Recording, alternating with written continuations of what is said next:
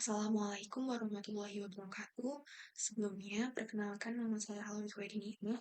Di sini saya akan mempresentasikan hasil analisis penjualan retail fashion pada tahun 2025.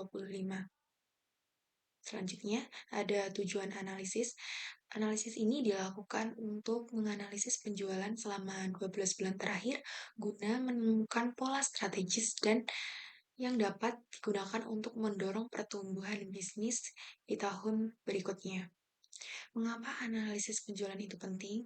Yang pertama, analisis ini bisa digunakan untuk mengetahui perkembangan penjualan selama 1 tahun. Kedua, mengetahui pola kenaikan dan penurunan penjualan.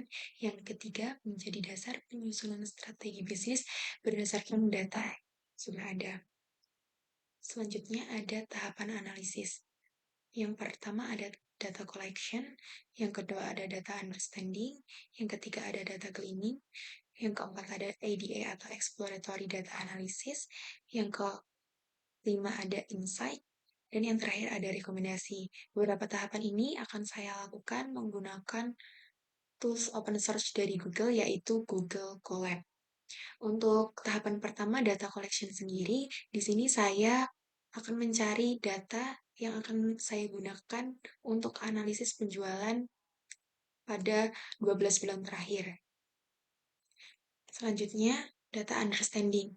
Data understanding sendiri itu adalah ketika kita memahami data itu seperti apa. Misal di sini jenis data yang akan saya gunakan adalah transaksi penjualan retail fashion dengan jumlah data sebanyak 15.000 transaksi atau baris dari periode 1 Januari sampai 30 Desember 2025 dengan jumlah variabel sebanyak 20 atribut atau kolom.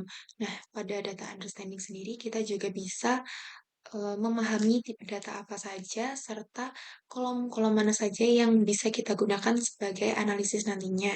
Setelah melakukan data understanding, kita bisa melakukan data cleaning atau pembersihan data. Pembersihan data sendiri sangat penting dilakukan untuk melakukan analisis, karena dengan melakukan pembersihan data, kualitas data yang akan kita gunakan itu dapat menghasilkan analisis yang lebih akurat, konsisten, dan siap diolah pada tahap berikutnya. Tahapan data cleaning sendiri bisa meliputi pemeriksaan missing value atau nilai yang kosong, memeriksa data duplikat atau nilai yang sama. Yang ketiga ada memvalidasi tipe data. Nah, nantinya jika ada data yang kosong ataupun duplikat, kita bisa melakukan penghapusan jika memang datanya itu tidak terlalu banyak. Namun, nanti jika banyak data yang kosong, kita bisa melakukan pengisian data dengan menggunakan nilai pusat seperti mean, modus, dan median, menyesuaikan dengan tipe datanya. Selanjutnya, jika setelah data sudah dibersihkan, kita dapat melakukan exploratory data analysis. EDA sendiri adalah pendekatan atau metode untuk melakukan eksplorasi data guna untuk memahami karakteristik data, menemukan pola, tren, serta mendeteksi anomali sebelum menarik kesimpulan atau membuat sebuah keputusan. Pada ADS ini sendiri nanti meliputi statistik deskriptif, analisis tren penjualan, analisis outlier, analisis komparatif, serta analisis segmentasi. Dapat dilihat pada gambar ini. Gambar ini tuh menunjukkan statistik deskriptif untuk memudahkan kita dalam membaca data seperti count, jumlah kolom yang ada, kemudian rata-rata setiap kolom, minimal nilai, serta kuartil pertama sampai kuartil ketiga, serta maksimal dari nilai setiap kolom, serta standar deviasi. Selanjutnya, kita akan melakukan analisis terhadap tren penjualan. Berikut merupakan hasil dari visualisasi tren penjualan berdasarkan pendapatan selama 1 tahun terakhir. Dengan visualisasi tren penjualan ini, kita dapat menunjukkan perubahan penjualan setiap bulannya, mengidentifikasi periode kenaikan dan penurunan, mengetahui pola penjualan selama 1 tahun, serta dapat dijadikan sebagai dasar dalam mengevaluasi strategi penjualan.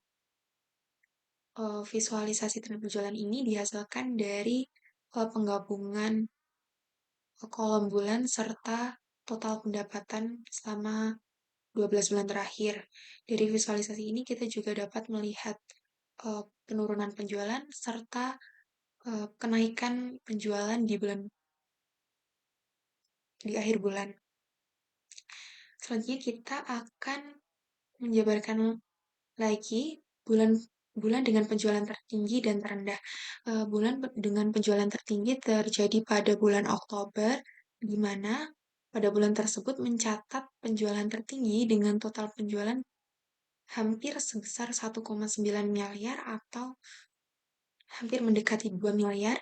Nah, tingginya penjualan ini menunjukkan bahwa permintaan produk pada bulan tersebut itu lebih tinggi dibandingkan bulan-bulan sebelumnya, yang mungkin dipengaruhi oleh beberapa faktor seperti promosi, diskon, tren fashion musiman, ataupun peningkatan aktivitas pembelian pelanggan di akhir tahun. Kemudian untuk penjualan dengan bulan terendah itu terjadi pada bulan Februari yang mencatat penjualan dengan total sebesar 1,7 miliar, hampir mencapai 1,8 miliar. Rendahnya penjualan ini mungkin diindikasikan adanya penurunan aktivitas transaksi dibandingkan bulan lainnya yang mungkin dipengaruhi oleh minimnya promosi yang dilakukan, rendahnya permintaan pasar, serta faktor musiman. Selanjutnya kita akan menganalisis apakah dari hasil penjualan pada 12 bulan terakhir itu ada total penjualan yang menyebar secara tidak normal atau outlier. Berdasarkan gambar box plot ini, tidak ditemukan adanya outlier atau penyebaran penjualan secara tidak normal atau tidak wajar, sehingga dapat dikatakan tidak ada penjualan yang menurun secara drastis ataupun memiliki peningkatan penjualan secara ekstrim juga. Selanjutnya, saya juga melakukan analisis terhadap penjualan produk terlaris atau yang banyak diminati oleh pembeli. Dapat kita lihat ada 20 jenis produk yang dijual. Di sini saya mencoba menggabungkan produk yang dijual dengan jumlah produk yang sudah terjual selama 1 tahun terakhir. Produk-produk ini tuh didominasi dengan produk-produk harian seperti kaos pendek, hijab, celana pendek. Sedangkan untuk produk-produk yang dengan pembelian terendah itu didominasi dengan kemeja formal, dress casual, atau dress formal. Sehingga bisa dikatakan bahwa penjualan produk terlaris itu didominasi dengan produk-produk harian yang dipakai sehari-hari. Selanjutnya, saya juga melakukan analisis terhadap platform terbaik. Di sini ada 5 platform. Platform yang memiliki pendapatan tertinggi itu pada platform toko fashion apps. Ini mengevaluasi bahwa aktivitas yang dilakukan untuk melakukan pembelian terhadap produk itu banyak dilakukan pada platform toko fashion apps. Selanjutnya, saya juga melakukan analisis terhadap segmentasi produk. Nah, segmentasi produk ini saya lakukan dengan menggabungkan jumlah pembelian produk serta total pendapatan yang dihasilkan oleh setiap produknya. Di sini saya mengkategorikan ke dalam 4 segmentasi. Yang pertama ada star products, di mana jumlah produk yang dibeli sama dengan total pendapatannya itu sama-sama tinggi, sedangkan untuk volume produk, jumlah produk yang dijual itu lebih tinggi daripada total pendapatannya.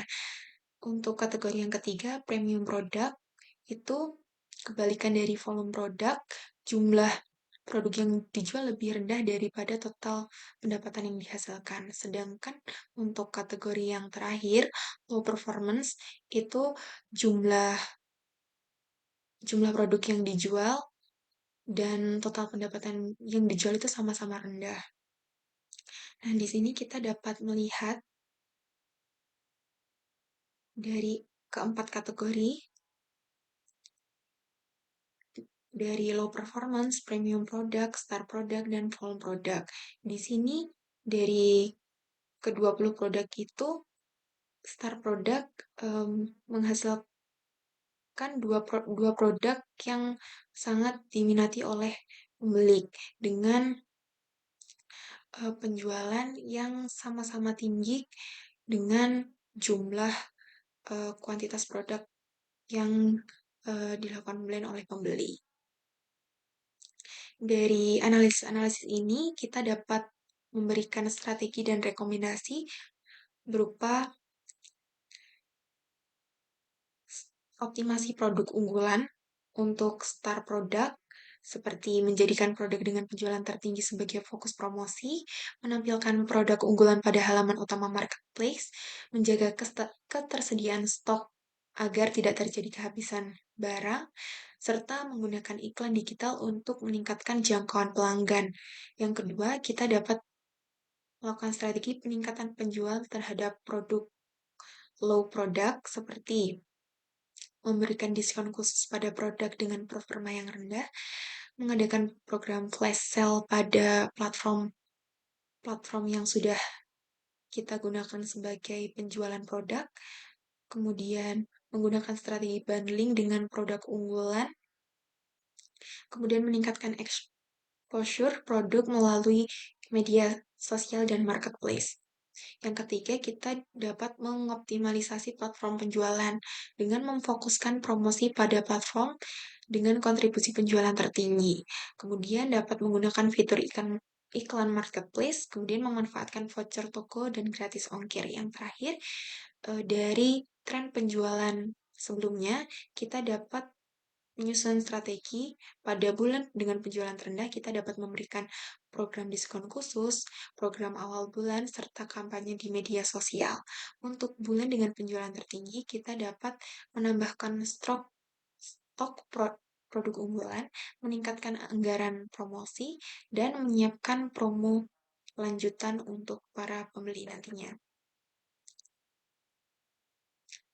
Berikut tadi adalah presentasi saya terkait dengan analisis penjualan pada retail fashion pada tahun 2025. Sekian presentasi dari saya, kurang lebihnya mohon maaf. Wassalamualaikum warahmatullahi wabarakatuh.